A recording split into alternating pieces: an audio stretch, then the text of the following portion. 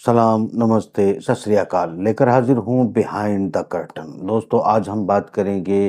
Trump को लेकर, और जो ट्रंप के ऊपर हमले की बात की और हमले के आगे एफबीआई ने जिस तरीके से पूछताछ करने की बात की है ट्रंप से, और एक भविष्यवक्ता ने जिस तरह से जिसने ये कहा था कि मुझे दिखाई दिया कि कान पे गोली लगेगी और बचेगी, पहले से ही कोई प्रोडक्शन की थी, उसने एक और प्रोडक्शन कर दी है। और फिर हम सिम्पसन कार्टून ने भी क्या किया था उस पर भी आते हैं। आखिर ये मामला क्या है जो दुनिया में एक तरह से जो एनालिस्ट हैं या फिर जो दुनिया को जियोपॉलिटिक्स की नज़र से देखते हैं, बहुत ही बड़ी चिंता का विषय उनके लिए बन गया है ट्रंप की ज़िंदगी को लेकर। तो मेरे ख्याल से आज हम जो है दोस्तों ट्रंप की ज़िंदगी पर ही फोकस करेंगे, क्योंकि ऐसा लगता है कि ट्रंप को एक बार फिर जो है वो कोशिश की जाएगी कि उसे हमले में उड़ा दिया जाए। खबर ये है कि वो जो जिसने प्रेडिक्शन की थी कि कान पे गोली लगेगी, उसने प्रेडिक्शन की है कि कोई महिला तुम्हारी सिक्योरिटी में से तुम्हारे पास आएगी और वो तुम पर हमला करेगी, तो सिक्योरिटी बदल देना चाहिए। तो कुल मिलाकर ये ट्रंप की ज़िंदगी, यानी ट्रंप एक बार बच चुका है हमले में, दोबारा वो नहीं बचेगा। मगर इसमें सबसे बड़ा एक जो इस वक़्त विवाद का विषय है, या हर एनालिस्ट अपने तरीके से जिस विषय की का एनालिसिस कर रहा है, वो क्या है? उसे थोड़ा-सा समझने की कोशिश करते हैं कि अलग-अलग लोग अलग-अलग तरीके से उसकी व्याख्या कर रहे हैं। अब मैं कोशिश करता हूँ कि मैं अपने तरीके से क्या समझ रहा हूँ, ये आपको बताऊँ। ट्रंप ने एक ट्वीट किया है जिसमें नेतन्याहू की नीचे फ़ोटो लगाई है, जिसमें ये कहा है कि अगर सचमुच मुझे मार दिया गया या मेरी मौत हो गई तो ईरान को मत छोड़ना, यानी ईरान को धरती से मिटा देना, वरना तो लोग कहेंगे कि अमेरिकी कायर हैं। क्या ये ट्वीट इतना सीधा है? अलग-अलग लोगों ने अपने-अपने तरीके से इसका विश्लेषण किया है और अपने तरीके से बयान देने की बात की है। आखिर ईरान को लेकर क्या सचमुच ट्रंप बहुत बरहम हो चुके हैं और वो ये मानते हैं कि उन पर हमला ईरान ने करवाया था और आगे जो हमला होने वाला है वो ईरान करवाएगा? बिल्कुल भी नहीं। ये बिल्कुल कहीं से इसका कनेक्शन नहीं है। अलबत्ता देखिए, जुमे के दिन मुलाकात हुई नेतन्याहू की ट्रंप के साथ। ट्रंप के साथ बातचीत में जब पहली बार उनकी बातचीत हुई थी, वो तमाम वाक़यात को याद दिलाया जब वो कांग्रेस को संबोधित कर रहे थे, अमेरिकी कांग्रेस को, तो उन्होंने ट्रंप काल की भी तारीफ़ की। कुल मिलाकर ये था कि ट्रंप के बीच में और नेतन्याहू के बीच में बाइडेन के आने के बाद जो है वो एक फ्रिक्शन पैदा हो गया था, और उस फ्रिक्शन को शायद पाटने की कोशिश की है इस वक़्त नेतन्याहू ने। मगर क्या नेतन्याहू को कन्विंस करने के लिए ही ट्रंप ने ये ट्वीट किया है कि ईरान को मत छोड़ना, या फिर वो ईरान पर इतने खफा हैं कि वो चाहते हैं कि अगर उनकी मौत हो जाए तो उसका जो ज़िम्मेदारी है वो ईरान पर लगा दी जाए? ऐसा बिल्कुल भी नहीं है। ना तो इस वक़्त वो नेतन्याहू को कन्विंस कर रहे हैं, ना ही वो धमकी दे रहे हैं ईरान को।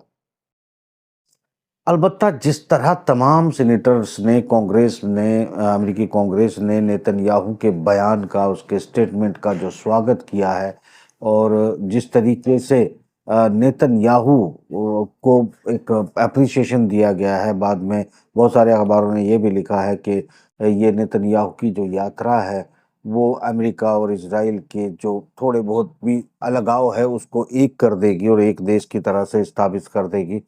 ये सारी बहुत सारे विश्लेषण, बहुत सारी बातें नेतन्याहू की अमेरिकी यात्रा को लेकर चले, जिसमें मैं पहले ही दोस्तों आपको बता चुका था, अ,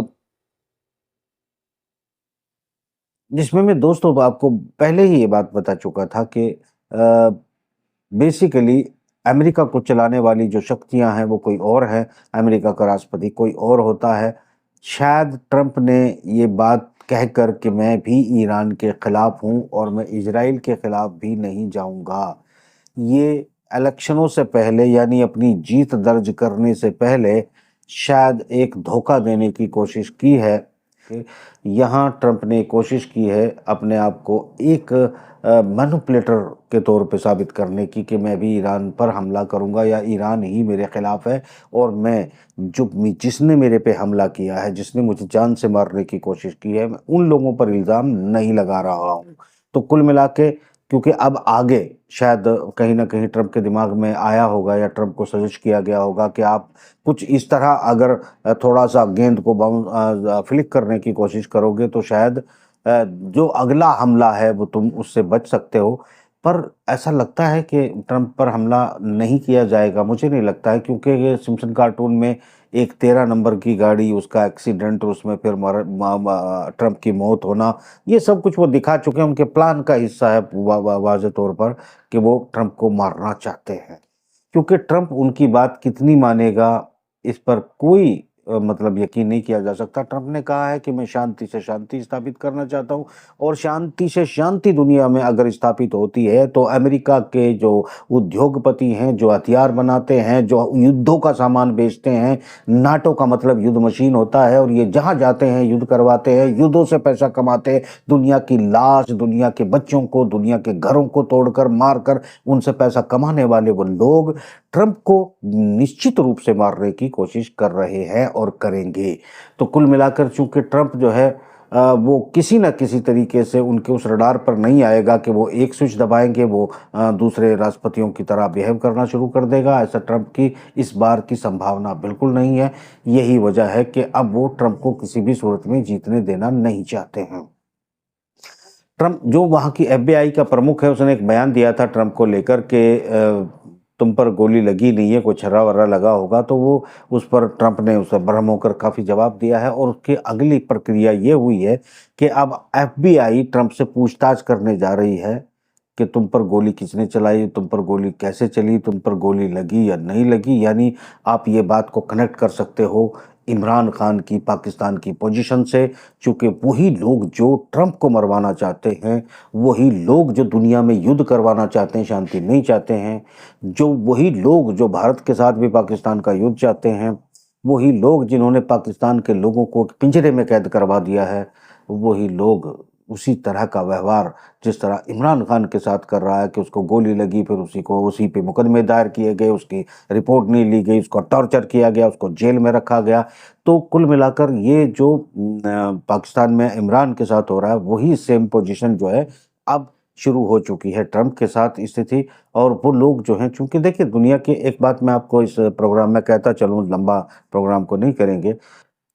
थर्ड वर्ल्ड कंट्री जिन्हें कहते हैं, जो कभी न कभी जो है वो गुलाम भी रहे हैं, चाहे वो ब्रिटेन के हों, फ्रांस के हों, पुर्तगाल के हों, जो जिन्हें आप कॉलोनी कहते हैं या जिन्हें आप उपनिवेश कहते हैं, ये लोग जो हैं, यहाँ के जो राजा होते हैं, बादशाह होते हैं, प्रधानमंत्री या राष्ट्रपति होते हैं, ये क्यों उन लोगों की बात नहीं टाल पाते जो दुनिया को अपनी मर्जी से चलाते हैं? उसकी वजह ये है कि उनका अपना राष्ट्रपति जो इस वक़्त राष्ट्रपति का चुनाव लड़ रहा है, पहले राष्ट्रपति रह चुका है, उसकी जान लेने की कोशिश कर चुके हैं, दूसरी बार एक्सपोज़ हो चुके हैं, पूरी तरह वो एक्सपोज़ हो चुके हैं कि वहाँ की एस्टेब्लिशमेंट, हथियार लॉबी और वहाँ की जो सिक्योरिटी सिस्टम है, वही ट्रंप की जान लेना चाहती है। ठीक उसी तरह पूरी दुनिया के लोगों को ये डरा के रखते हैं कि हमारे खिलाफ जाओगे, हमारी नहीं मानोगे, तुम्हारे लोगों से तुमको मरवा दिया जाएगा। इसलिए वो लोग, उन्हें परवाह नहीं होती किसी की वोटिंग सिस्टम की, उनकी डेमोक्रेसी की, डिक्टेटरशिप की कोई परवाह नहीं होती। उनको मतलब सिर्फ उससे होता है कि जो गद्दी पर बैठा हुआ इंसान है, उसके साथ उनकी कनेक्टिविटी है और वो उसको यकीन दिला चुके होते हैं कि हमारी बात टाली तो तुमको उड़ा दिया जाएगा। और यही डर अपनी निजी ज़िंदगी बचाने के लिए लगभग 99.9% जो प्रेसिडेंट, राष्ट्रपति या प्रधानमंत्री होते हैं, वो चुपचाप उनकी बात मान लेते हैं। तो ये इस कड़वे सच को ना कभी बाहर आने दिया जाएगा, ना ही कोई तस्लीम करेगा, ना ही इस पर जो है लोगों के हँसने के अलावा कोई और बात होगी। मगर याद रखिएगा, आज नहीं 1000 साल बाद, 10,000 साल बाद या कभी भी ये बात लोगों तक पहुँचेगी और लोगों को ये बात तस्लीम करनी पड़ेगी कि दरअसल दुनिया आज़ाद नहीं है। और यहाँ रशिया का ख़ैमा जो है पूरी तरह से एक बहुध्रुवीय दुनिया बनाने पे लगा है, जिसमें अलग-अलग लोगों की अलग-अलग तकनीक, अलग-अलग उनकी कमांड, यानी कि ये लोग क्या करते हैं कि आपके पास तेल है, आपके पास सोना है, आपके पास कुछ है, तो उनकी परमिशन से आप अपने देशों के अंदर खुदाई करते हैं, तकनीक को आगे बढ़ाते हैं, एजुकेशन प्रणाली भी उनसे पूछकर लागू करते हैं। तो वो जो निज़ाम है वो टूट जाएगा और वो टूट गया तो फिर उनकी जो हुक्मरानी पूरी दुनिया पे है वो ख़त्म हो जाएगी और फिर वो अपनी मन चाहे मर्जी से दुनिया को नहीं चला पाएंगे और धन नहीं कमा पाएंगे, और अपने धर्म की जो स्थापना वो मानते हैं कि हम बिल्कुल उसकी विजय गाथा को लेकर आगे चल रहे हैं, वो पूरा नहीं कर पाएंगे। तो इस प्रोग्राम में इतना ही कि मैं आपको बस आखिरी लफ्जों में बताता चलूं कि ट्रंप की जिंदगी खतरे में है। दुनिया बहुत एक ट्रिगर दूर है थर्ड वर्ल्ड वॉर से, क्योंकि अगर ट्रंप की जिंदगी गई तो याद रखिएगा कि अमेरिका जल उठेगा, अमेरिका में आग लग जाएगी, दंगे हो जाएंगे, और उनको परवाह नहीं है कि कितने लोग मरेंगे, क्योंकि जो ये सब करवाने वाले हैं वो यहूदी है स्पष्ट तौर से। दुनिया लड़ कौन रही है? मुस्लिम ईसाई, हिंदू मुस्लिम, ईसाई ईसाई, कैथोलिक, मतलब कुल मिलाकर जो है यहूदी नहीं लड़ रहे हैं। यहूदियों का मुकाबला सिर्फ और सिर्फ जो है वो इजराइल के अंदर हो रहा है। इसके अलावा तमाम दुनिया को लड़ा रखा है, और ये इनके साथ मुस्लिमों के साथ भी एक लंबा युद्ध कर चुके हैं, और ईसाइयों के साथ एक लंबा इनका क्रूसेड चला है, धर्म युद्ध जिसे कहते हैं, यानी उसमें ये दर बदर भी हुए हैं। उसके बावजूद उन लोगों को आपस में मिलकर, ठीक उसी तरह जिस तरह मुसलमानों के बीच मिलकर मुसलमानों को आपस में लड़ाया था, आज की दुनिया में ईसाइयों के बीच घुसकर ईसाइयों को लड़ा रहे हैं, उन्हीं को मरवा रहे हैं, उन्हीं के लोगों से मरवा रहे हैं। ये उस फार्मूले में सक्सेस है। तो अगर कोई समझे या समझना चाहे तो ज़रूर जो है शांति की तरफ जाए, और अगर नहीं समझना चाहता और नफ़रतें जो हैं जो इनके एक मीडिया और तमाम चीज़ों के ज़रिए इन्होंने फैलाई है, उसके चक्कर में आके अपने अपने घरों को जलाना चाहे या दूसरों को मारना चाहे, जो मर्जी आए करे, मुझे क्या लेना है। मैं तो जो सच है वो बता रहा हूँ। बाकी प्रोग्राम में इतना ही। खुदा हाफ़िज़।